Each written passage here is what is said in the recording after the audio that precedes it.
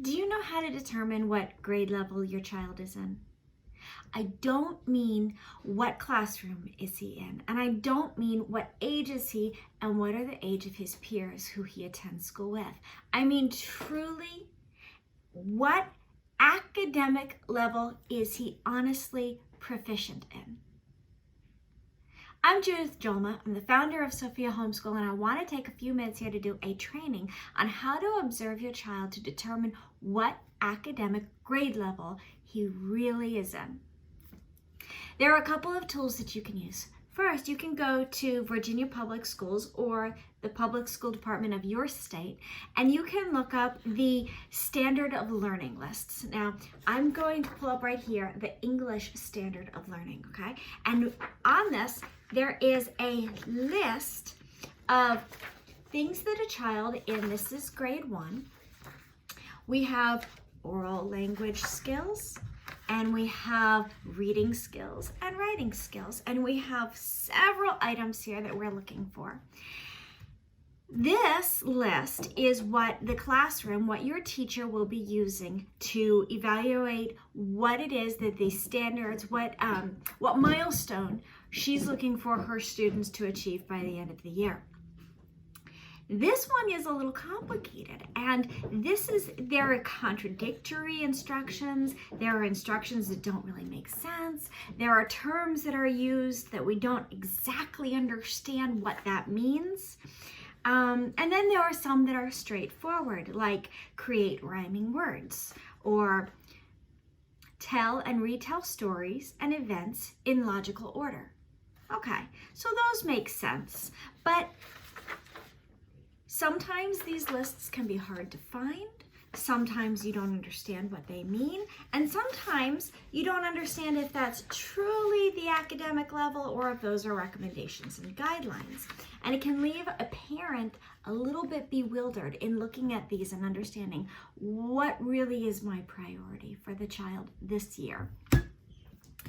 Another thing that we can use is the achievement tests or SOLs.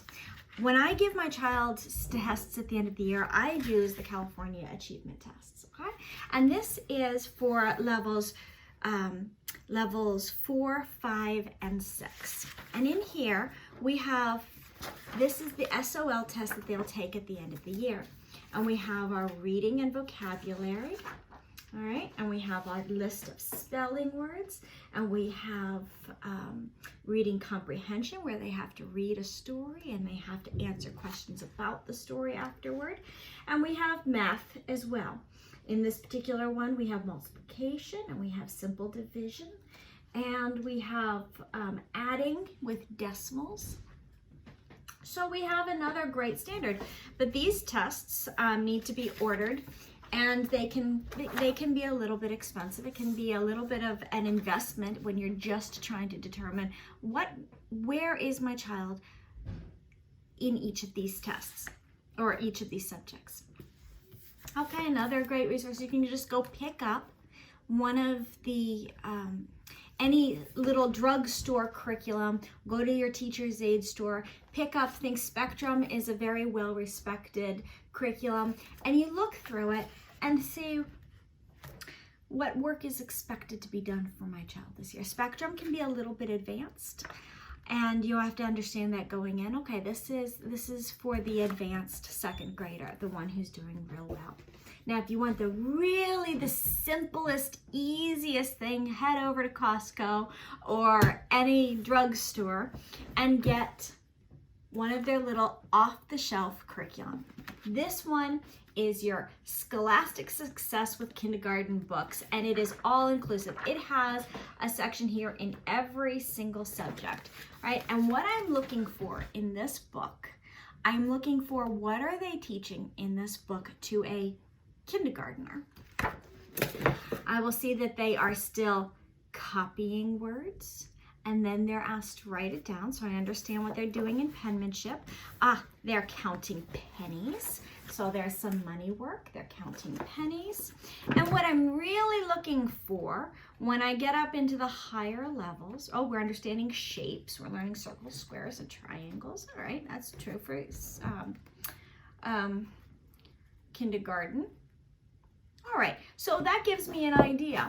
When we get up into the higher levels, when we're looking at second, third grade, I'm looking for, when I see a page of equations on a math test, I'm looking, are they carrying the one? Are they borrowing in subtraction? Are we doing simple multiplication, which would be with just a single digit? Or are we doing complex multiplication with 2 digits on top and bottom? All right, where we have to really work it out. What about division? Are we doing long division, where we have, more than 2 digits? Are we doing just still doing simple division? And these are the things we're looking for when we're looking at spelling words. We're looking to see how complex it is. What is the nature of these words? Are they mostly sight words? Are they follow the grammatical rules, the rules of English? At what level? And we get a real good understanding. Then there's one real important thing to know when you're evaluating a grade level. These grade levels, especially in the public schools, right? These grade levels are not based on scientific observations of how the human brain develops and what concepts the human brain should understand according to natural human development. These standards are based on the Board of Education saying we want a child to know X by the time they graduate, and so let's work our way backward and see how we can fit it into the curriculum. It's not based on how a child actually learns, how the brain actually develops, how concepts come online. So it is normal to have a child who is at a third grade level in math when he is, say, 6 years old, and then is at a first grade level for spelling when he's 10 years old. You're going to have ups and downs. You're going to have subjects that lag in certain years and then they catch up. They have subjects that will be advanced in certain years and then they'll struggle with them. And this is absolutely normal. So the idea that any child would be academically at the state recommended third grade when he is of age, in third grade age, it's absurd. Nobody ever is there. So if you're a homeschooler, you have the opportunity to be able to look at your child, and as you're working with things, you can do this in conversation. With a younger child, you can try counting backward from 10. 10, 9, 8, 7, 6, 5, 4, 3, 2, 1, go when you're having a race. And if the child is not able to do that, you understand where they're at, their concept of numbers. If you can lay out some beads and some tile work and see if they understand place values, you understand where they are with understanding the concept of place values. Now, if a child is entering third grade and you can tell very clearly that they don't understand place values and he's being asked to multiply, poor child's going to be really struggling. They're never going to catch on to multiplication if they're still way back here struggling with place values. It might be that you have a child who can verbally tell stories, but when you sit down and you ask them to write it, they just stare at the paper. What's the problem? Is it spelling? Is it the strength in his hand, pencil grip? What's holding him back? And you can gauge every step of the way. So observation becomes critical. Learn to observe your child. Learn to watch. Pay attention what they gravitate toward, what they're very, very interested in. When you are learning something new, you become absolutely fixated on interested in that topic for a season. And it's because you're learning something. You're interested in it because it's enjoyable to learn. And children will go through that too. You'll have a phase where a child who is just launching into reading does not want to have anything to do with math or counting because the brain is so busy learning for the span of maybe a couple of months, just fascinated by and working on the process of decoding words, and they're about to get it. Let that happen. You're able to let that happen. And then when you ask, well, what grade level is my child? It becomes a little bit of an absurd question.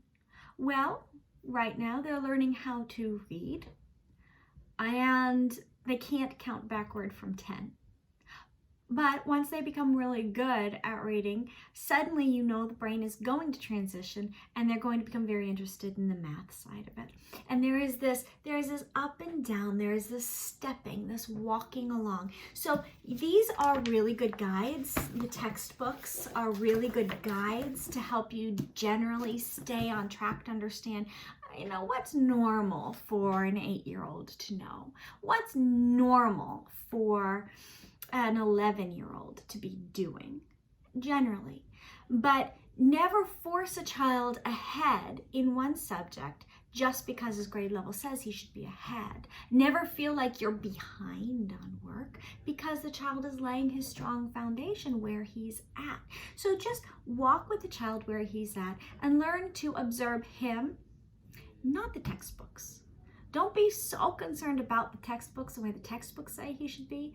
Learn to really watch, really understand what he is grasping and where you need to stop and pause and just sit there for as long as it takes until he becomes competent in that stepping stone.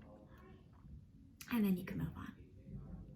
I'm Judith Jolma, founder of Sophia Homeschool. If you liked this training, then you're going to love our Foundations Workshop where we go over this and many other concepts about how to homeschool. We'll teach you how to observe. We will teach you how to meet every child's need. And we'll teach you how to end the homework battles.